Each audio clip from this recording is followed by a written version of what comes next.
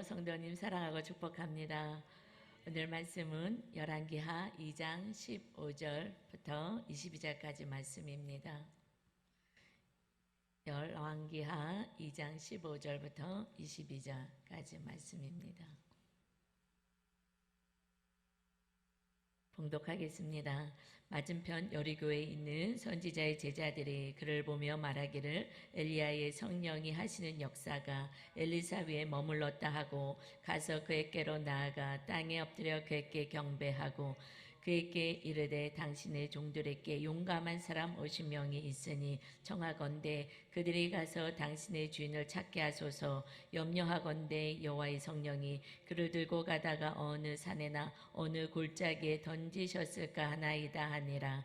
엘리사가 이르되 보내지 말라 하나 우리가 그로 부끄러워하도록 강청함에 보내라 한지라. 그들의 50명을 보냈더니 사흘 동안을 찾되 발견하지 못하고 엘리사가 여리고에 머무는 중에 우리가 그에게 돌아오니 엘리사가 그들에게 이르되 내가 가지 말라고 너에게 이르지 아니하였느냐 하였더라.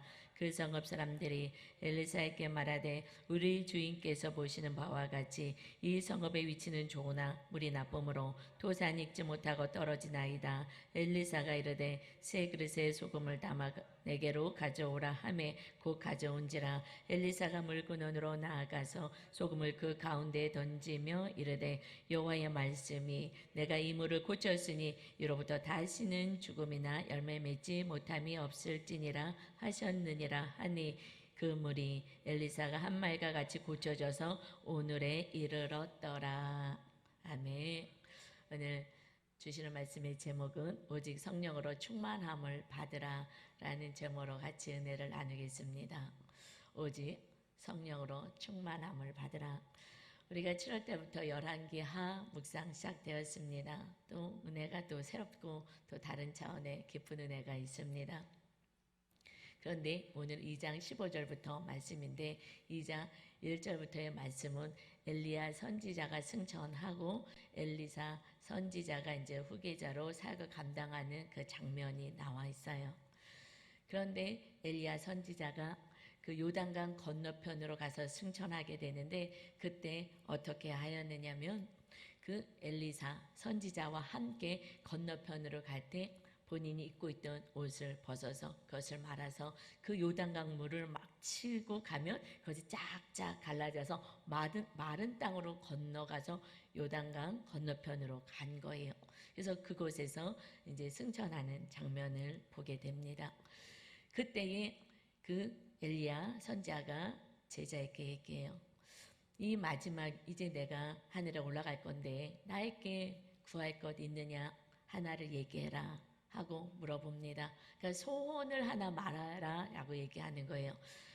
이게 마지막 이제 내가 가는 길에 너의 소원이 무엇이냐 하고 묻습니다. 그런데 엘리사 선지자는 그것을 한 가지를 딱 얘기를 해요.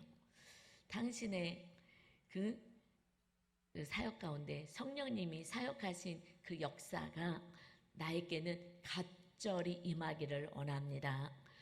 지금 간구하는 것은 한 가지예요. 성령의 역사하심이 갑절로 충만하길 원합니다. 이거 한 가지를 구합니다. 사실은 무슨 기적이든 뭐 다른 거 어떤 문제 해결 이거는 끊임없이 문제는 또 생기죠.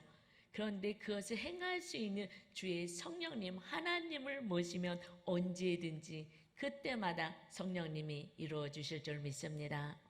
그래서 첫 번째 우리가 간구해야 될 것은 성령의 임재를 간구하자. 우리가 기도해야 돼.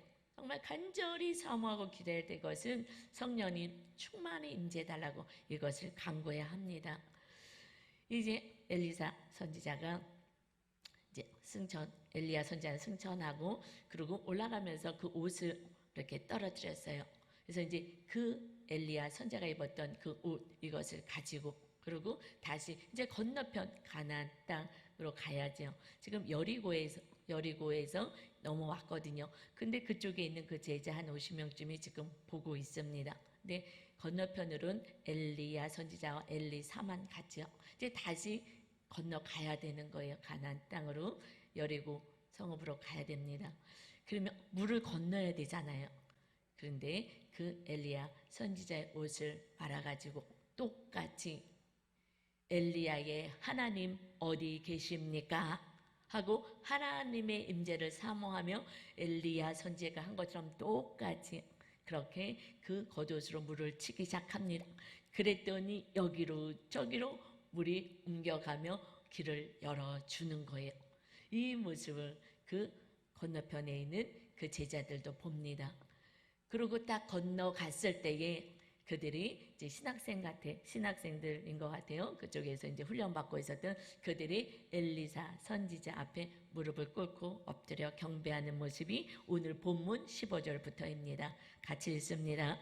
열왕기하 2장 15절입니다. 맞은편 여리고에 있는 선지자의 제자들이 그를 보며 말하기를 엘리야의 성령이 하시는 역사가 엘리사 위에 머물렀다 하고 가서 그에게로 나아가 땅에 엎드려 그에게 경배하고 하나님께 경배하는 거죠. 그러지만 성령의 충만한 이제 엘리야 선지자가 없어서 어떡하지 했는데 그 똑같은 능력을 행하는 그러한 성령의 사람 엘리야에게 임했던 성령의 역사가 엘리사에게 임한 이 하나님의 사람에게 가서 그 경배하는 그리고 머리를 숙이는 모습을 봅니다. 여러분 여기는 지금 여리고 쪽에서 이제 그 이후에는 이제 사역하는 장면이 나와요. 지금 엘리사 선지자는 영 안이 열렸어요. 무엇을? 하나님 이 엘리야에게 임했던 강력한 성령 하나님의 역사하심이 나에게도 갑절로 충만히 임하여 주옵소서 하고 간구했을 때에 그때 성령의 역사하심이 임하심의 임재가 있었어요. 그러고 나서 영 안이 열리기 시작합니다. 우리는 눈이 두 개예요. 육적으로 그렇게 보여지는 무슨 옷을 입었는지 어떤지 이 눈으로 보는 이 눈이 있고요. 이것이 또 눈이 감겨지면 이 현상도 안 보이는 그런 또 맹인들도 있죠. 그런데 교회를 다녀도 이제 예수님을 믿으며 영적인 눈이 띄어지는 것은 성령님이 임할 때만이 그때부터 영적인 눈이 띄어집니다. 이제 하나님의 말씀이 무엇인지 깨달아지고 그리고 천국이 있음이 믿어지고 하나님의 말씀이 무슨 뜻인지 알아지기 시작하는 거예요. 영적인 눈이 띄어지는 것은 언제부터이냐? 성령님이 임한 다음부터예요. 그래서 물과 성령으로 거듭나지 않냐면 하나님의 나라에 들어갈 수 없다. 물은 회개죠. 회개할 때마다 성령님이 임하는 그 은혜, 충만히 성령님이 임하려면 회개를 많이 하는 자가 성령님이 임하는 거죠. 그래서 이 영안이 열렸어요. 그래서 불 수레를 내려와서 그러고 쫙 올라갈 때 회오리바람이 일어서 올라가는 장면을 보았습니다. 그러니까 살아있는 그 모습으로 하늘나라에 올라가신 분은 엘리야 선지자하고 에녹 두 분인 거예요. 어떻게 그분들은 그냥 살아있는 채로 이 우리가 죽는다는 거는 더 이상 이 몸이 성령님 우리 영을 이 지탱할 수 없을 때 이 몸이 이제 더 이상 지탱이 안 되고 다 망가졌을 때 이 몸을 벗고 우리 영은 천국이든 아니면 지옥으로 가죠. 예수님을 안 믿으면. 그런데 이 몸 그 자체로 올라가는 그 분은 두 분이셔요. 에녹과 엘리야 선지자입니다. 엘리야 선지자가 어떻게 그렇게 어마어마한 은혜와 축복을 누렸을까? 이것은요. 그는 우리가 알듯이 그 땅에 그 아합 왕이 그때 그 우상 천지로 만들었잖아요. 아내 이사벨을 얻고 나서.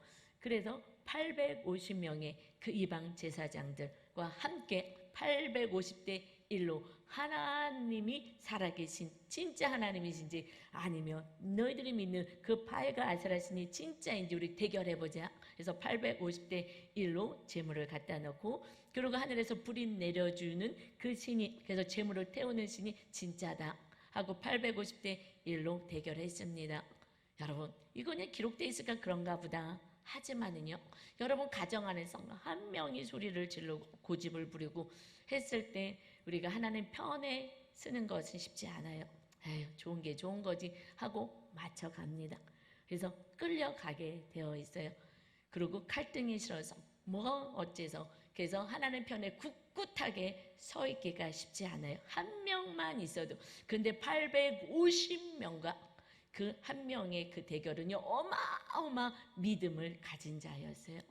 하나님을 믿는 확실한 믿음, 어떤 거하고도 타협하지 않는, 죽으면 죽으리라는 그 믿음을 가진 자였어요.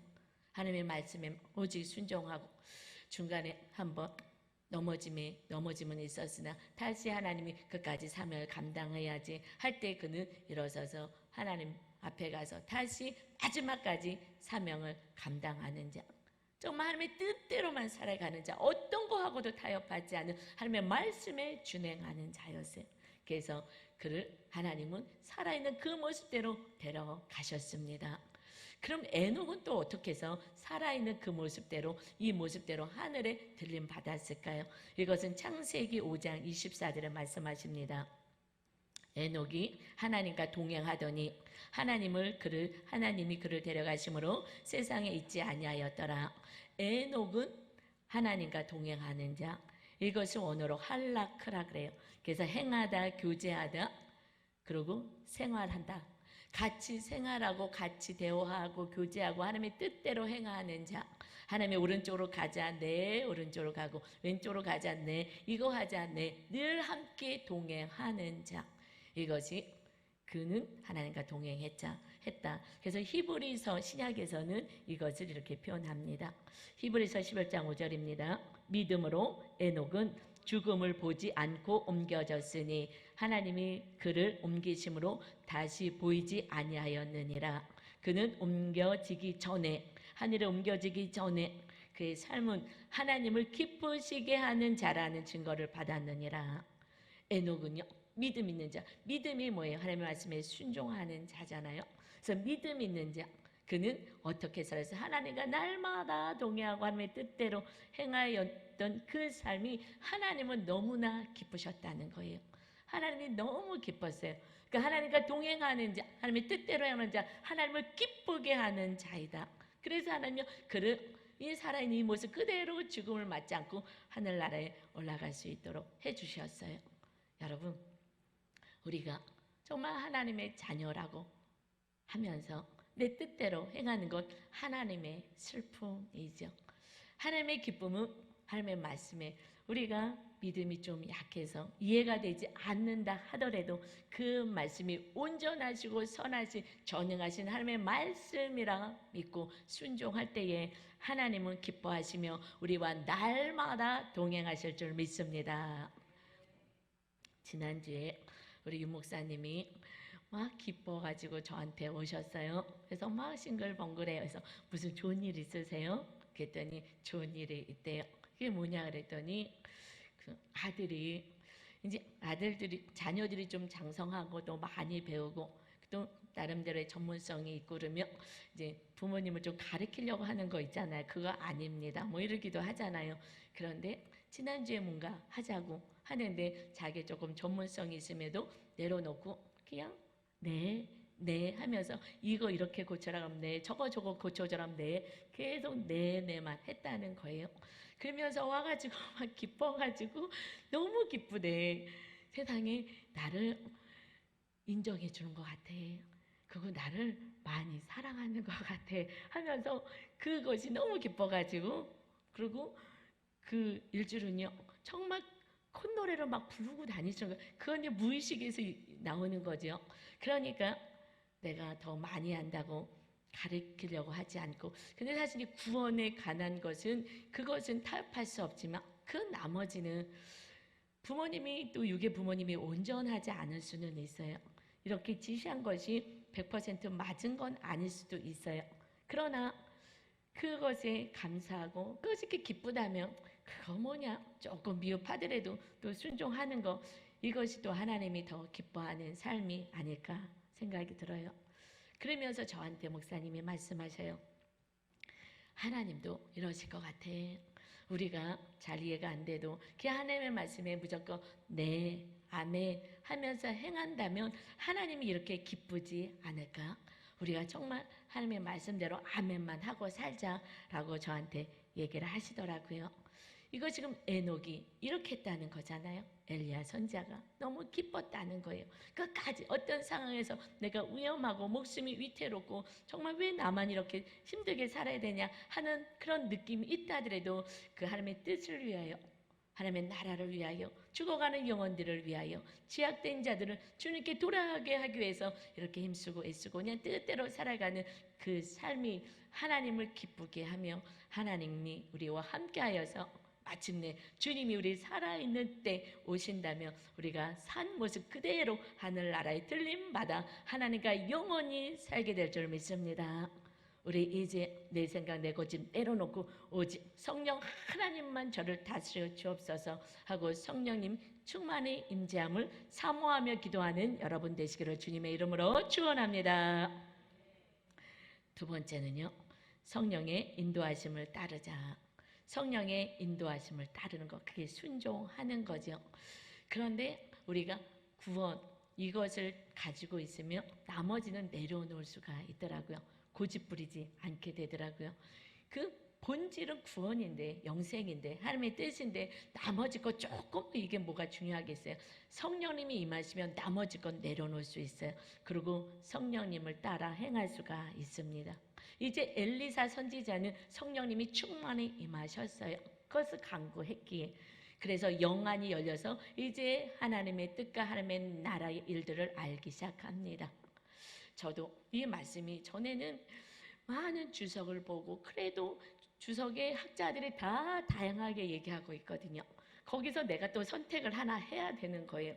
다 다양한 이 말씀 가운데 무엇이 뭔지를 잘 모르겠더라고요. 그랬는데 말씀대로 살기 시작하면 성령님이 더 충만히 임하니까 이 말씀이 그냥 빵 하고 열려지더라고요. 아, 이게 영안이 열리는 게 이것이구나. 하나님의 뜻이 무엇인지, 오늘의 이 말씀, 주신 말씀의 온전한 하나님의 아버지의 메시지가 무엇인지를 알기 시작하는 거예요.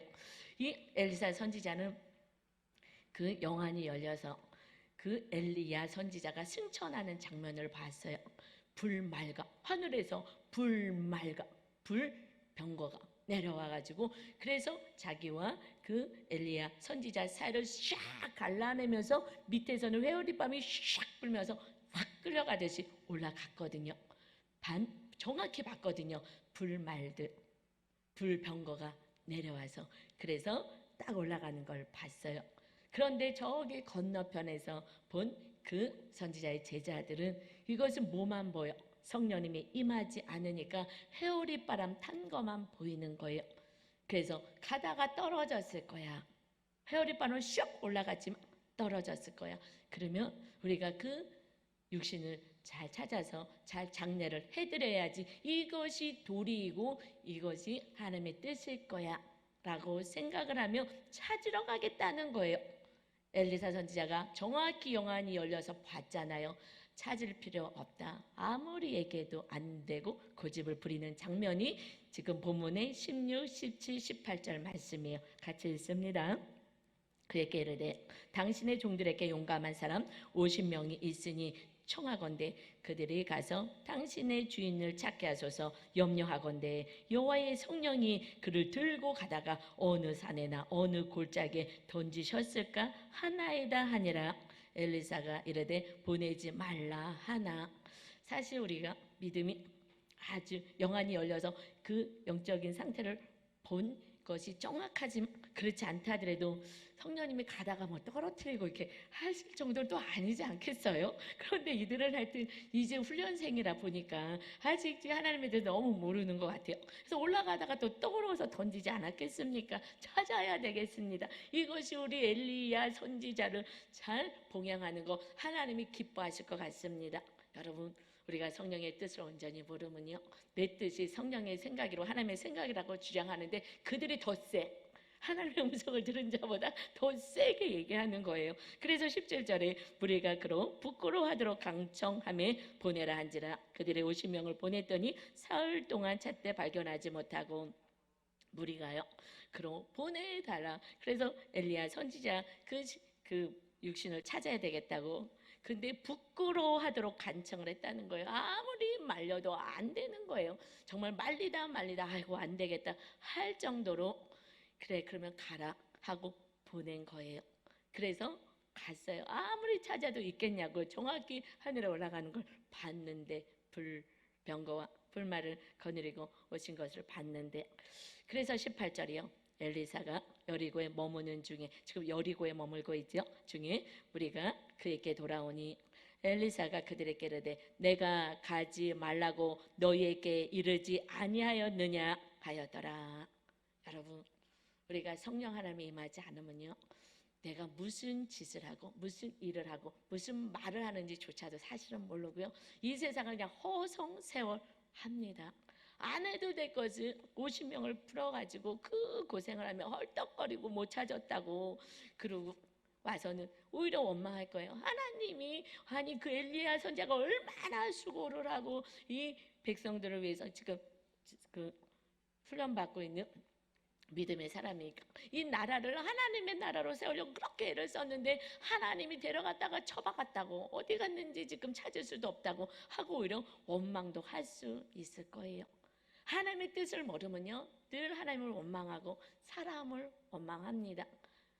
그러나 하나님의 뜻은 벌써 거룩한 뜻, 다른 뜻이 있고 완전한 좋으신 하나님, 하늘나라의 산 모습 그대로 지금 들림받아 올라가서 너무나 귀한 나의 아들에게 데려가셨는데 그것을 모르고 내 생각으로 하나님을 원망하고 우리는 탄식하죠.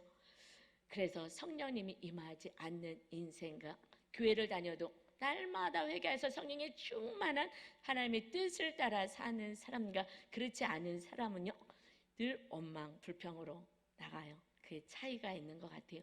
그리고 이 인생을 헛살아요. 허송생활을 해요. 살만 나지 않는다라고 얘기해요. 우리는 하나님 안에서 살만 나는 인생인 줄 믿습니다. 성령님이 임하셔야지고 하나님이 나를 임하셔서 하나님의 거룩하시고 선하시고 귀하신 뜻 안에서 살아갈 때에 이 땅에서 천국을 누리고 살아가는 자가 되는 거예요. 이것이 하늘나라에 가는 자, 상속받은 자다 말씀하신 것이 로마서 8장 14절 말씀이죠. 같이 있습니다. 무릇 하나님의 영으로 인도함을 받는 사람은 곧 하나님의 아들이라. 하늘나라를 상속받는 자, 주의 성령님 임한 자이다. 이제 우리는 내 뜻을 내려놓지 않으면 내 열심으로 살아요. 내 고집으로 살고 허송세월합니다. 이것이 옳다고 막 주장하고 오히려 그 믿는 자에게 너가 틀렸다고 얘기합니다. 여러분, 그래서 성령 충만을 날마다 사모하고 회개하고 성령님 임할 수 있도록 말씀 앞에 날마다 무릎 꿇고 말씀을 부여잡고 살아가시는 성령의 사람 다 되시기를 주님의 이름으로 축원합니다. 성령님이 거하시며 열매가 맺혀지는 인생이 됩니다. 이것이 세 번째예요. 성령으로 열매 맺는 인생이 되자. 성령님이 임하시며 자연히 열매가 맺혀져요. 그래서 구원의 역사를 이뤄갑니다. 세상 사람들이 하나님이 어디 있어? 그 삶을 보며 하나님이 살아계시구나 보여지는 거예요. 그래서 우리 교회, 내가 믿는 하나님과 좀 다르네 하면서 쫓아온 한 집사님을 보고 쫓아온 그런 우리 또 집사님도 계셔요. 이게 열매가 맺혀지는 모습이 다른 거예요. 오늘 말씀 본문 보면 열왕기하 2장 19절 말씀 봅니다. 그 성읍 사람들이 여리고 성읍이죠. 엘리사에게 말하되 우리 주인께서 보시는 바와 같이, 주인을 엘리사 선지자를 얘기해요. 보시는 바와 같이 이 성읍의 위치는 좋으나 물이 나쁨으로 토산이 익지 못하고 떨어지나이다. 물이 나빠가지고 이 토산이 익어야 되는데 익지 못하고 열매 맺지 못하고 떨어진다는 거예요. 여기서 토산은 에레츠 언어로 말하는데 이것은 땅만 얘기하는 것이 아니라 거민, 거기에 살아가는 거민 백성까지 얘기해. 그래서 넓은 의미를 포함하고 있고요. 여기서 익지 못하다라는 것은 샤콜이라 그래요. 그래서 이것은 사람, 동물까지 포함돼요. 그래서 유산하고 낙태가 된다. 이것까지 큰 의미, 넓은 의미로 얘기해요. 그래서 세번역 성경에서 뭐 낙태, 유산 이런 식으로 이제 표현이 되었죠. 그러니까 이것은 땅뿐만이 아니라 이 물을 먹는 이 모든 것이 곡식이나 열매도 맺혀지지 못하고 고통을 당하지만 이것을 또 먹어야 되는 이런 짐승과 사람도 열매를 맺지 못하고 생명을 잉태하지 못합니다 라고 얘기해요. 그런데 이 성읍이 어디라고요? 여리고 성읍이죠. 여리고성. 이 여리고성이 어느 곳입니까? 하나님이 이제 가나안 땅에 요단강을 건너서 처음에 딱 들어갔을 때에 여리고 성을 허물게 하셔. 이제 이곳에 있는 그 악한 그 칠족속을 다 멸할 것이다. 내가 이제 이 나라의 왕이 돼서 너를 다스릴 거야.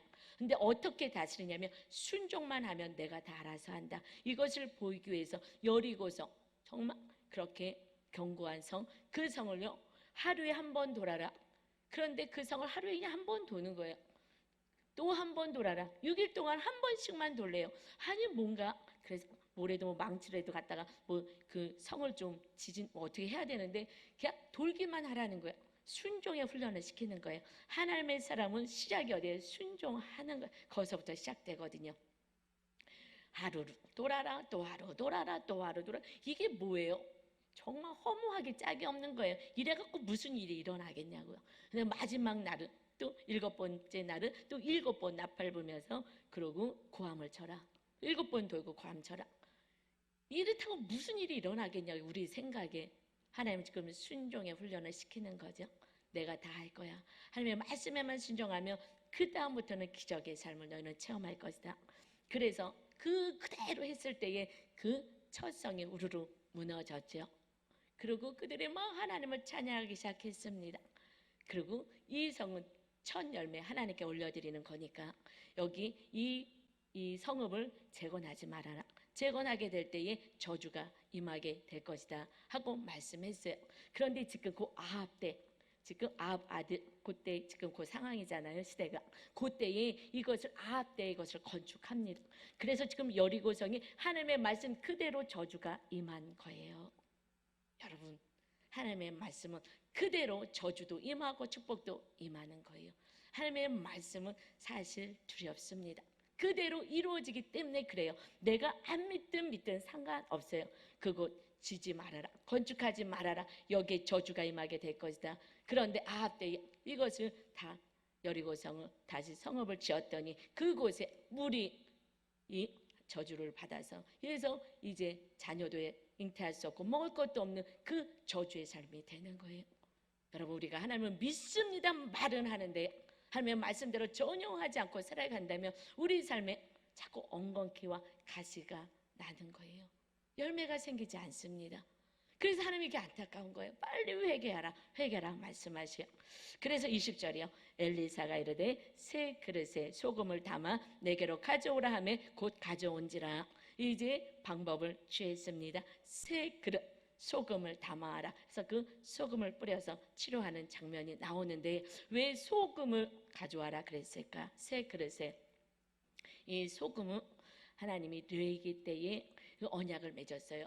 너희가 하나님께 곡식을 올려드리고 제사할 때에 그때 소금을 쳐라. 이것은 언약이야. 이제 너희가 하나님의 말씀에 순종하고 살면서 드려지는 이 곡식, 헌물 위에 날마다 내가 열매 맺게 하고 축복 주리라 하는 그 언약을 했거든요. 이것이 레위기 2장 13절입니다. 그래서 내 모든 소재물에 소금을 치라. 내 하나님의 언약의 소금을 내 소재 빼지 못할지니 내 모든 예물에 소금을 드릴지니라. 이것은 약속 언약. 하나님 말씀대로 순종하겠습니다. 하며 뜻대로 살겠습니다. 우리의 삶을 책임져 주옵소서 하는 그 의식처럼 소금을 치라 그랬어요. 그래서 소금을 치는 거예요. 우리는 하나님의 자녀는 우리는 언약을 맺은 백성 약속했어요. 말씀대로 살고 하나님 우리를 지키고 돌보시겠다고 약속하셨어요. 이것이 구체적인 말씀은 또 민수기 18장 19절에 말씀하세요. 이스라엘 자손이 여호와께 거제로 드리는 모든 성물은 내가 영구한 목의 음식으로 너와 내 자녀에게 주노니 이는 여호와 앞에 너와 내 후손에게 영원한 소금 언약이니라. 소금 언약으로 약속하셨어요. 이 세상에 먹고 마시는 것은 하나님이 자녀들을 먹이고 입히시고 하늘에서 비를 내리고 태양을 통하여서 곡식을 잘 자라게 하시겠다고 약속하셨습니다. 이것을 기억하라는 거예요. 언약 백성을 기억하라는 거예요. 하나님의 말씀에 순종해야지 하는 것을 지금 말씀하고 있는 것입니다. 예수님이 오셔서도 똑같이 이 소금 언약처럼 말씀을 주셨어요. 구약의 말씀이 아니라 신약의 예수님이 오셔서 뭐라 말씀하시냐. 먹고 마신 것 때문에 늘 염려하니까 마태복음 6장 31절입니다. 그러므로 염려하여 이르기를 무엇을 먹을까 무엇을 마실까 무엇을 입을까 하지 말라. 32절이요. 이는 다 이방인들이 구하는 것이라 너희 하늘 아버지께서 이 모든 것이 너희에게 있어야 할 줄을 아시느니라. 아버지가 계시는데 너희가 왜 이방인들처럼 이런 거 구하냐? 소금 언약처럼 날마다 예배하며 하나님께 드려졌던 거 하나님이 다 받으시고 약속을 하셨는데, 그런데 왜 염려하느냐? 하늘 아버지가 너에게 필요한 거 다 알아. 지금 코로나19 바이러스로 경기가 어렵다 하더라도 하나님이 이 상황도 하나님이 허락하신 거예요. 코로나19도 허락하셨어요. 이때에 더욱더 믿음을 더욱더 굳건히 하여 말세 때 일어나는 증상들의 전염병 아닙니까? 이제 말세 끝에 왔구나. 더 정신을 차려서 하나님을 믿고 하늘나라를 소망하고 살아야지 하게끔 하나님의 자녀들 지금 깨닫게 하는 그런 사건들 아니겠습니까? 그래서 마태복음 6장 33절에 이어서 말씀하십니다. 그런즉 너희는 먼저 그의 나라와 그의 의를 구하라. 그리하면 이 모든 것을 너희에게 더하시리라. 아멘. 하나님의 자녀는 이제 먼저 해야 되는 거예요. 먼저 먹고 살기 위해서 그냥 힘으로 그냥 허송세월하면서 살아가지 말고, 그렇다고 뭘 얻어지는 것도 아닌데 그냥 고통 속에 살지 말고 먼저 그의 나라, 내가 하나님의 나라가 되고 이웃의 하나님의 나라가 돼서 천국이 임할 수 있도록 하나님의 뜻, 의를 위하여서 살아가며, 그러면 아버지가 먹고 사는 거는 책임져 주시는 줄 믿습니다. 소금 언약을 기억해라 하신 거예요.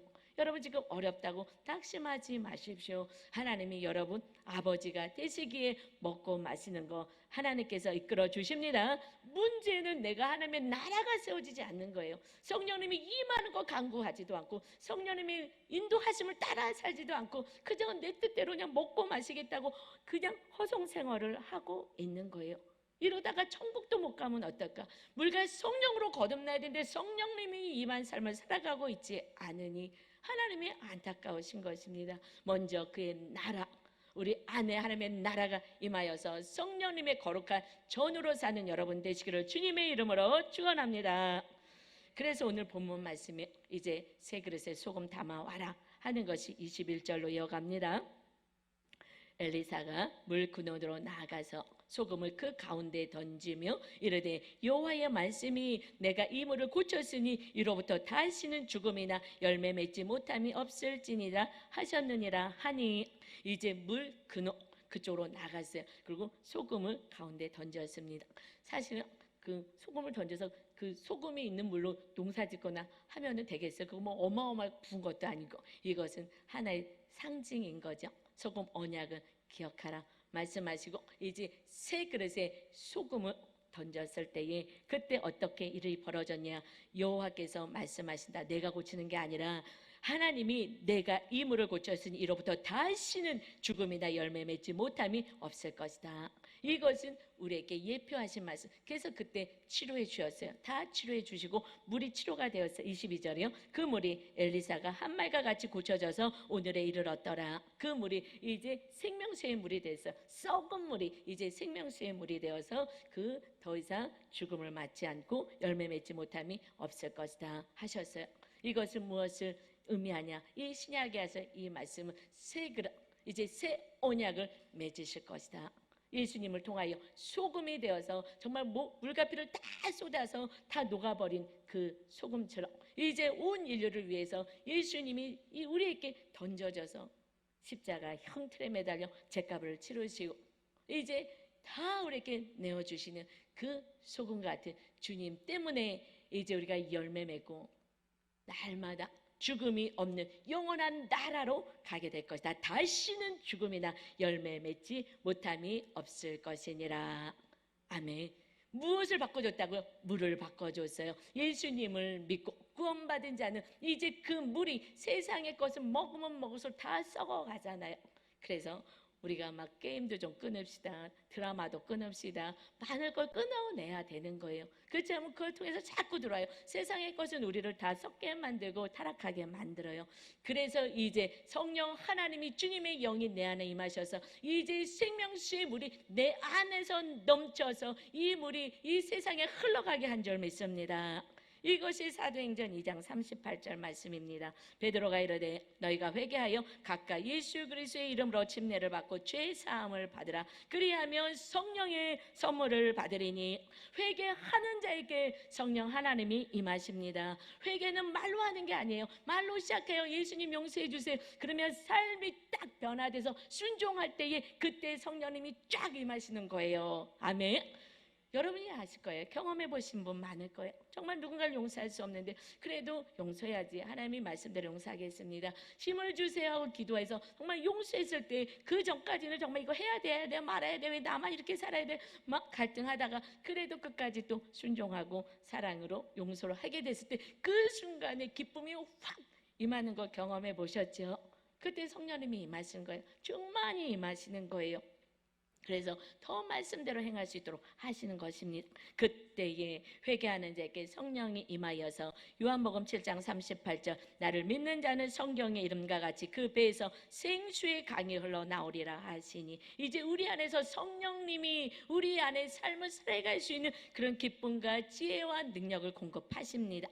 39절에 이는 그를 믿는 자들이 받을 성령을 가르쳐 말씀하신 것이다. 이제 우리는 성령님을 모시고 사는 자예요. 하나님이 우리 안에, 주님이 우리 죄값을 지시고 주님의 영신 거룩하신 영이 우리 안에 임하셨어요. 성령님의 능력을 우리는 살아가는 것입니다. 그때 우리에게는 열매가 맺혀지기 시작해요. 갈라디아서 5장 22절 23절입니다. 오직 성령의 열매는 사랑, 희락, 화평, 오래 참음, 자비, 양성, 충성, 온유, 절제다. 이런 것들이요, 그것은 그냥 맺혀지는 거예요. 이것을 보면서 성령의 사람이구나, 하나님의 사람이구나, 이것이 보여져. 그런데 지금 나의 삶의 열매가 이것이 맺혀지지 않았다면, 그렇다면 우리는 회개하고 이제 우리 삶에 이 열매가 맺혀져야 내 자녀와 우리 이웃들이 하나님의 살아계심을 경험하고 빛으로 보게 될 줄 믿습니다. 성령의 열매가 맺혀지는 게 맞죠.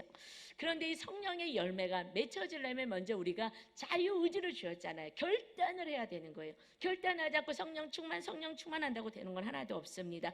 이어서 갈라디아서 5장 22절 23절에 성령의 열매를 말씀하시고, 이어서 24절에 그래서 예수의 사람들은 육체와 함께 그 정욕과 탐심을 십자가에 못 박았느니라.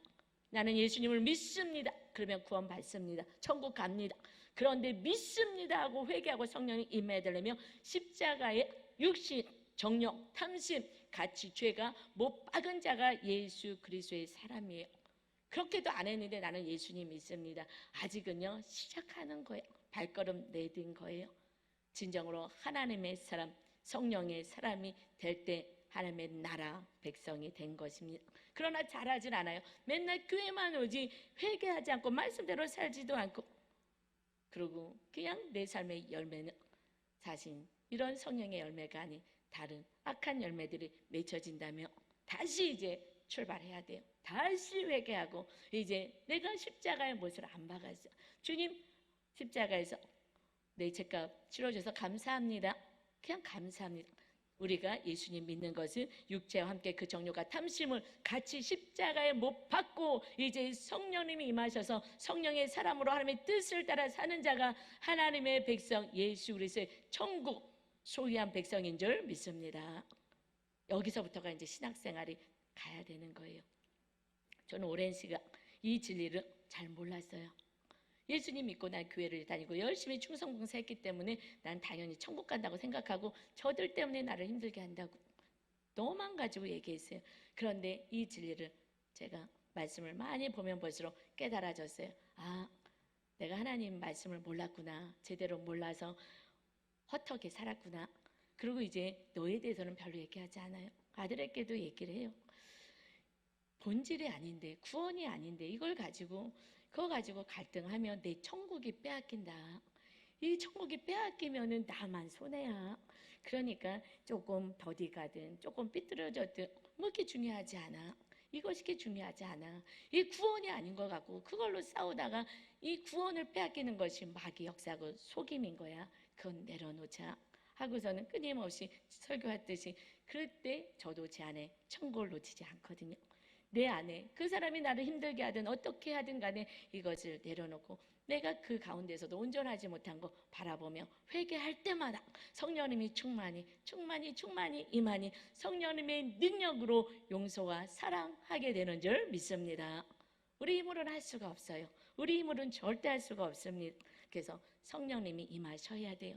제가 옛날에 제가 한번 해보겠다고, 남편을 어떻게 한번 좀 바꿔보겠다고, 저랑 성향이 너무 다르니까 제가 옳은 것 같아서 어떻게 바뀌어보겠다고 할 때요, 죽도록 싸웠어요. 정말 죽도록 싸웠어요. 원수 그런 원수가 없도록 싸웠어요. 지금은요, 그냥 있는 모습 수용합니다. 또 우리 남편도 저를 돕게 해주면서. 왜요? 이것이 이제 마태복음 5장 13절의 말씀인 거예요.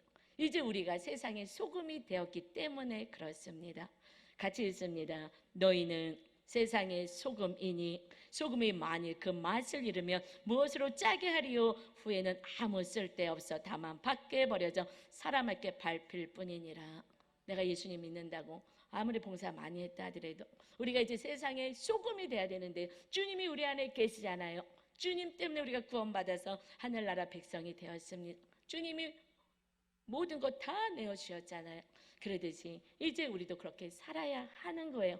주님처럼 우리도 살아야 하는 거예요. 그런데 그렇게 살지 않고 너가 달라져야 된다고 너를 변화시키려고 싸워대는 거, 이것은 마귀 역사예요. 하나님의 역사는 내가 그들을 수용할 수 있는 큰 그릇, 성령의 갑절의 임재를 경험하고 그렇게 살아갈 때 더 큰 일들을, 더 많은 하나님의 뜻을 감당하며 많은 영혼을 살리게 될 줄 믿습니다. 그래서 마가복음 9장 50절 말씀하셔요. 소금은 좋은 것이로되 만일 소금이 그 맛을 잃으면 무엇으로 이를 짜게 하리요? 너희 속에 소금을 두고 서로 화목하라 하시니라.